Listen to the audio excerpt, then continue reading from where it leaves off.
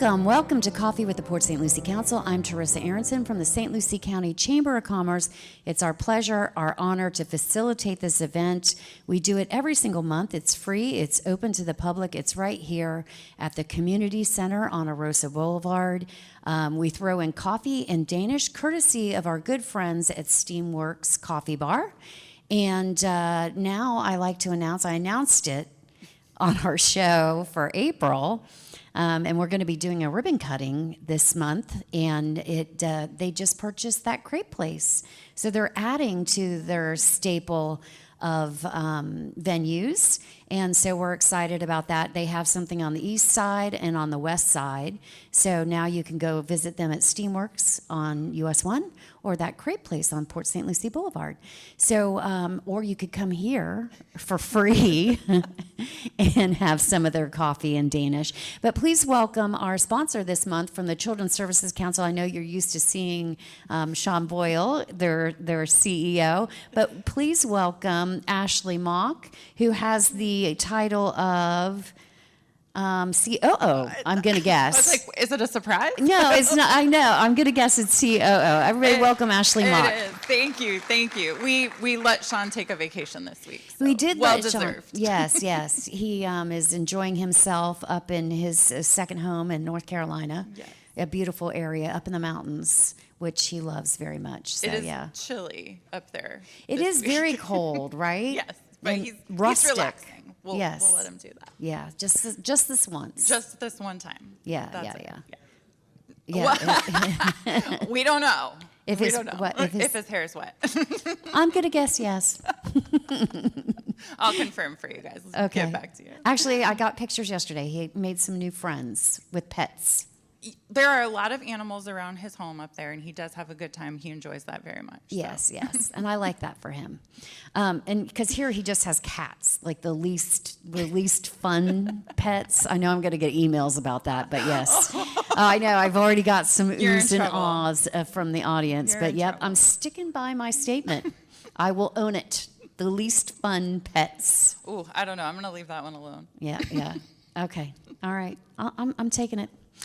So Ashley, Children's Services Council, we always go over your 5 main priorities. That you know very well. Yep, it is too. So just so you know a little bit of background, Children's Services Council is voted on. It was a referendum because the St. Lucie County people overwhelmingly decided that we needed to have a Children's Services Council in our area to work on 5 priorities. And those priorities are to make sure every baby is a healthy baby, to stop child abuse before it happens, to keep kids in school, to keep kids away from off the streets, and to keep kids away from drugs and other risky behaviors. We don't even pay her to say that. I She's know so it. good at it. Well, I've been around so long. So long. And actually worked on the referendum with you guys. You did, yes. And we are actually celebrating our 35th year here in St. Lucie County, which is a little crazy. But it's a great opportunity to be able to talk about the programs and services that are available to children and families. Often we find that people are not aware of all of the services that exist. And so this, events like this and the things that we do out in the community give us a chance to kind of talk about those and bring some attention to everything that's available to our children and families. Yeah. And I mean, just amazing programs. There's over 50 programs 54 now? This year. We have 54 contracted programs this year in those 5 areas that you talked about, and truly serving from prenatal to 18, sometimes above. And so just really any service that is required for families at any stage of their life, with any situation that they're dealing with, there is a program for them. I know. And because it is the community's money, it is the people's money, there is a lot of, oversight. There is. And proof that these programs that you are funding are meeting some requirements and making a change? And how is it that you guys do that? Yeah, so there's a couple different ways. One that I'm always proud to talk about is there are 11 children's services councils that exist in the state of Florida. We are the only one that still does a monthly desk audit for each one of our 54 contracts. So we truly can tell you where every penny of the money that is being given to those programs has gone, because we fund on a reimbursement basis, so we know where it has gone. And so we do that every month. We also publish several reports. This is our newest. This is hot off the press. We did not put a copy on your table because I don't have that many yet. But this is our annual impact report, and it actually details the success of the programs that we work with. We have great quotes in this year's from families that have participated in our services and our programs. There's great pictures in here of kids that have, actually gone through our programs. But there's really good information in here about what it means to have a Children's Services Council in your community and the impact that we're having. Very good. And I think that it's important to note that there's probably not a single person in St. Lucie County that is not affected by one. Whether they know it or not. Whether they know it or not. Most probably don't know it, realistically, but I promise that somebody you know or love is being serviced or affected by one of the programs of the Children's Services Council. Yes, I would agree with that. That's definitely true. Because how many kids does it serve, realistically? So last year, I'll show you this beautiful graphic that we have in here. Last year, it was 62,270 children in St. Lucie County were affected by our programs. And how many kids do we have in St. Lucie County? It's roughly, I want to say closer to 70. Do you know, Steph? I think it's closer to 70, but we're literally, it's almost all of them. Yeah, exactly. Almost all of Whether them. it's an after-school program or an in-school program or a healthcare program. Yeah, we do fund the newborn home visitation program that realistically, last year we reached 86% of every newborn born in St. Lucie County. So regardless of what hospital that baby was born at, they were able to receive a nurse home visit once they returned home. Very good. And so, and also we talked a little bit about the audit. Since you are sort of funded by the taxpayer, you go through a serious audit every year. So audit is just, it's horrifying. It's a good time. Yeah, good fun times. It is a good time. Yeah. So I think everybody can rest easy that the funds are well guarded and well taken care of. But if they want to read the annual report, how would they do that? So the annual report is now available on our website. You can find it at cscslc.org. We do have printed copies that are being distributed throughout the community, so you may see them out.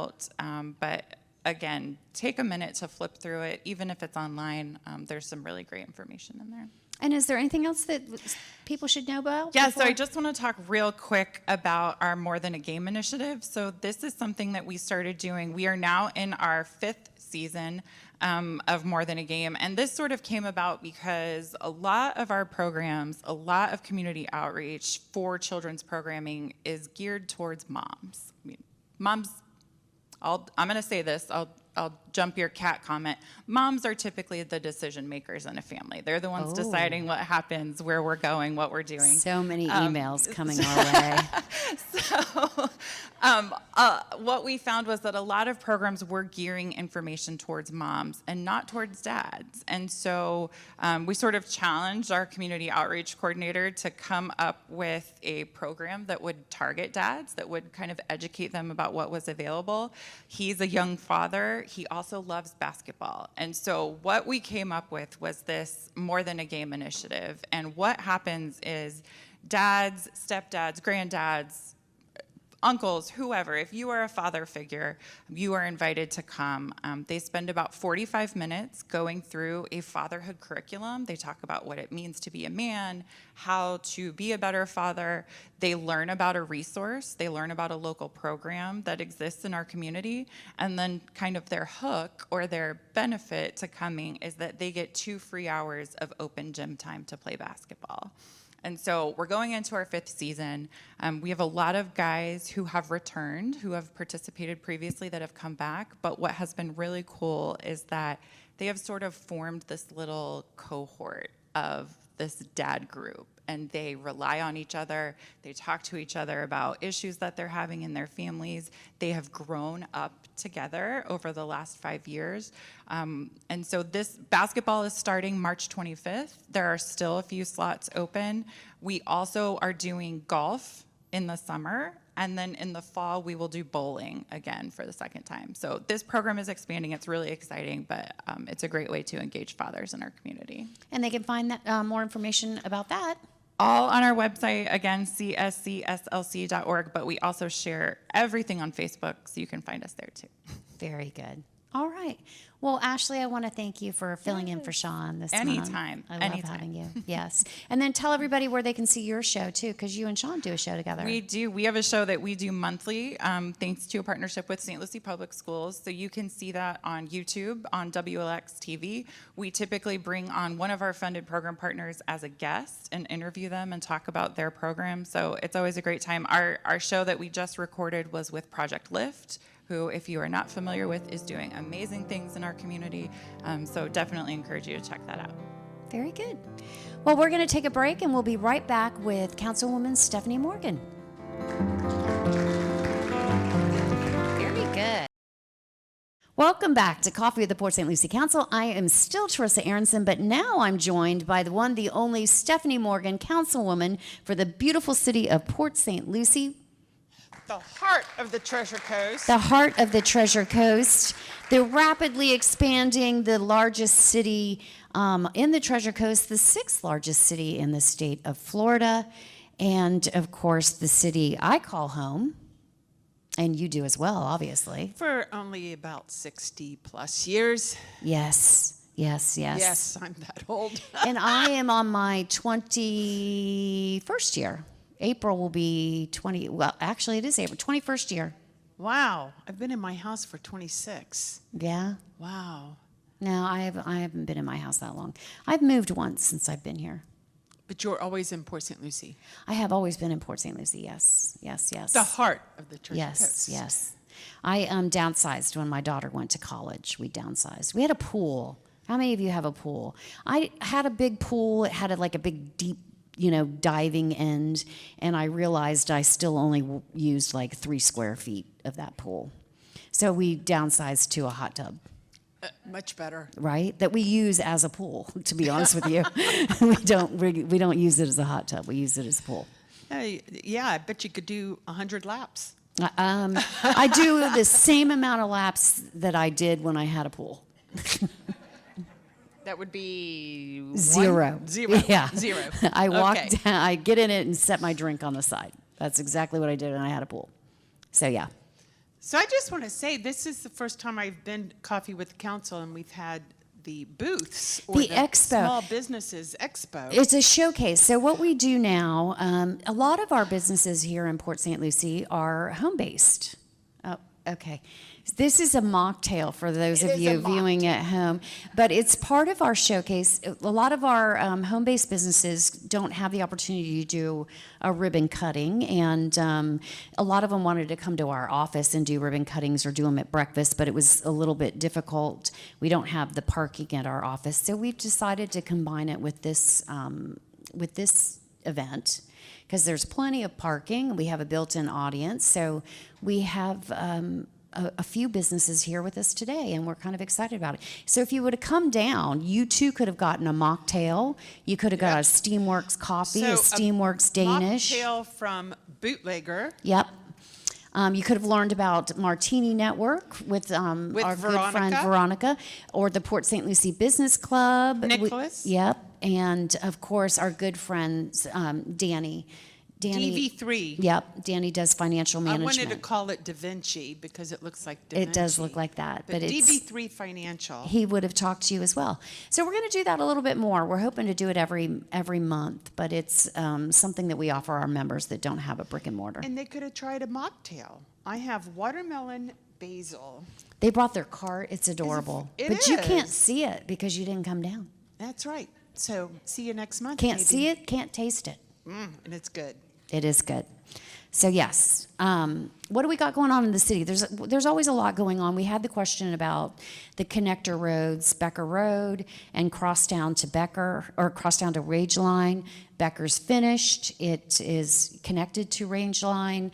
Legacy, I'm actually touring Legacy High School next month, and we're going to be putting kids in that school next year. No seniors. That is awesome. Yes, and then Crosstown will be finished this year. It will connect to Range Line as well. There's other roads that are going to connect to either Glades or Range Line to help with the east-west traffic, which is amazing. And of course, like you said, Becker is complete. Not totally turned over, but will be soon, but it is open all the way. And thank you to Coulter for connecting Crosstown all the way to Range Line. I always want to say Glades Cutoff, but that's the other ones. Discovery will be soon, Yes. I hope. Marshall Parkway, that's a little ways out. Yes. But we will have 4 or 5 or 6 connecting all the way to the west. And So as that'll be you're great. viewing this, the Transportation Planning Organization will have either had or be having our meeting with the Florida Department of Transportation on getting an update on Port St. Lucie Boulevard. Next week. Yeah, the mayor and I discussed it last month. We both sit on that board, and we have had it up to here, maybe further, on the delays with Port St. Lucie Boulevard. I don't know where it's going to get us, but we're hot. It has been, so just to let everyone know, Port St. Lucie Boulevard Extension, this was phase 3. Now they're going to do phase 2. Don't ask. It's DOT. It is not the city. It's DOT. So don't throw things at us. But we did advance it. We fronted the money, and we're going to get reimbursed by DOT because it was so needed. So whenever you see the construction out there, I know it is a headache. It is a pain. Just keep thinking patience and progress, because once it's done, it's going to be amazing to go all the way out 4-lane and with turn lanes, and it'll be great. A little behind always, that's why we advanced it, but it will pay off. There's 3 Ps: patience, progress, and it will pay off. I just would like them to get the Darwin area finished. I think that everybody would be, very happy to see that portion finished, because that is the major construction or congestion. Alcantara down to Becker is going to be a pain, right? But the major congestion is at Darwin, and it seems every time we take one step forward, we take one step back, meaning they close the road behind it, then they open it, then they close it, then they open it, and they close it. So, we're just tired of it, and we want answers. I don't know if we're going to get them, but we want them. We were talking earlier about romper room. We were. Remember the Jetsons? One of these days, I want one of those. Jetpacks. Yeah, you can just fly over and and then land where you want to go. It'd be nice. Yeah, probably not going to happen in my lifetime. I'd settle for, driving in, a lane that doesn't condense into one. Right? But we'll see. That was a pretty good sound effect, wasn't it? It might be a pipe dream. I just want it to make sense. I want 2 lanes that stay 2 lanes. Instead of 2 to 1. Yeah. To a just half. 2 lanes that remain 2 lanes. That's it. Well, actually, 4. I'm a simple gal. 4's better. 4? No. I'll just take 2 and that 2. stay 2. 2 and 2. 4. But no, 2 and we 2. don't have that. We'll see We'll how get it goes. there. Yeah. We will get there. Remember, when I moved here, I already said how long I've been Yeah, here. there was a third of the population. though. Floresta Probably didn't go not all the even way a through. third. So Floresta went from Prima Vista, 3 streets in, Celestia, Serenata, and Naranja. Boom, and You lived didn't on go any- Naranja, didn't you? yes. Yeah, I remember. So it didn't go any I further. wasn't here, but Now it goes all the way through, and now it's being redone, and I don't want to say widened, but it is, it's going to help with traffic with all of the traffic circles and also the turn lanes and everything. So it's going to help. That is not an arterial, it's more of an arterial collector. So it's gonna be amazing. They just had the groundbreaking for phase 3, which is the final phase, which will take all the way from right around Crosstown all the way to Prima Vista, and then it'll be done. And that was all due to, thank you, St. Lucie County. That was due to the sales tax, the half penny. So that was money from not just us buying locally, but also tourists that come in and spend money. That helped pay for this Floresta, that was the half-cent sales tax Yes. referendum that we ran which will be up several for years ago. renewal in 26. Really? It's been that long already? 26 or 28? I don't know. I One of think those years. 28. I think it's 28. Yeah, I think 28. But it has helped tremendously. We've been able to advance paving, sidewalks, and the road issues and construction that we've been able to do. So Very good. thank you, St. Lucie County. Well, there's always a full calendar of events at the Mid-Florida Event Center. We're not able to take questions on the live show just because there's no mics and no cameras, but we do take questions after we cut from the show. So we will be able to do that. So don't worry about questions too much. If you come down to the live audience, we take questions after the show. We're not able to do it during. Do you have anything else you want to share with everybody before we? No? I don't think so. It's a short show today. I wanted to give a shout out to our Del Webbers. They're not here today. I know and they're missed. I know. Each one of them told me they had different things going on, but none of them are here today. Yes. Not Mark or Wayne. And they are a great group. We And love them. they go out and pick up trash. They come out to the events. But I have to say, this is a huge crowd. Beautiful crowd This today. is awesome. I could do the romper room again. No, I'm kidding. Okay. And I see Angel. From Brian Mass' office. Yes. I do want to mention that we have our fishing frenzy coming up, the St. Lucie County Chamber of Commerce Fishing Frenzy. It's our annual fishing frenzy. We're trying to build this back up. Ever since COVID, it's suffered a little bit, and we're back downtown, and we have the best fishing here off the coast of the Treasure Coast. And so we're going to have that coming up on May 9th and 10th. So hopefully you'll get Earlier out. this year. It's typically the second week of May. I thought, Yeah. there's another one around. And then we're going to have our Memorial golf Day. tournament at PGA, which I don't know if people know this, but we have one of 2 golf courses that are owned or operated by PGA of America in the whole entire United States. So we have a gem here. And do. So I hope that people will join us for our golf tournament and our fishing frenzy. And what else? Anything? So how many people have been out to the Port District? So the Port District is where that really, really cool playground is. And if you don't have kids, just grab one in the neighborhood and go down there and play. I mean, Please do don't it grab legally. one in the Do it legally. neighborhood. Don't just grab a kid off the street. But, Don't randomly walk up and ask to take people's kids. but you want to do that and go be a kid again. I mean, it's really a cool. I mean, I would say walk through it just because it is cool, but it is better to is. enjoy it through a kid's eyes because my great nephew was here and it was amazing, and I had not been through it, to be honest with you, because I don't have kids, and it was pretty amazing. It is a state of the art playground. Yeah, when they opened, of course, walking through and going through everything. I mean, everything from the water area, the ship, the alligator, which I don't like to talk about, There's a gopher tortoise. There's chalk that you can draw on the boards. I mean, there's so many things to do. And then after you go there, go walk through the botanical gardens, which just celebrated 15 years, which is hard to believe, but 15 years they've been in existence, and it is absolutely gorgeous.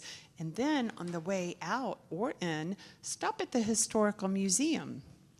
So you can go in there. It's free admission. We do take donations. And you will see the piano that I took lessons on back in the 60s.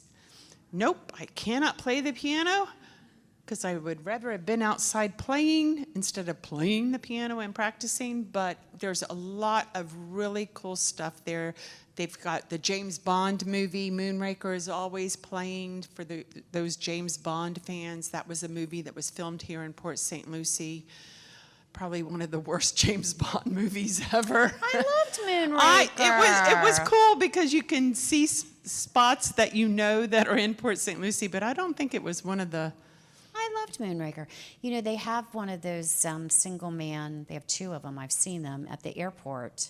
Single man, they were like little airplanes. I keep saying I need to talk. Like the gliders, air gliders? I've seen them. They're stored at the airport. I need to talk to George Landry and see if we can get those into the museum. But they are at the airport. We'll need a bigger room. No, they're tiny. They're not much bigger than this desk. But they are at the airport. I have seen them. I need to, but I think they're privately owned, if I'm not mistaken. Probably, but every so often, all the displays are changed and rotated out. So if you were there last month, go again, because they change out everything, and it's really a cool place.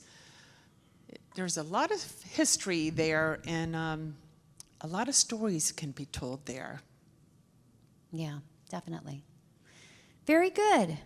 Well, we are going to take some questions from our audience, so we are going to sign off on the TV show, but I want to remind everybody, please go to cityofpsl.com for a full listing of events here at, they have events at the Community Center, they have events at the Mid-Florida Event Center, they have events at the Heathcote Botanical Gardens, they have events at the Port, we have events at our chamber website, other talk shows that are free and open to the public.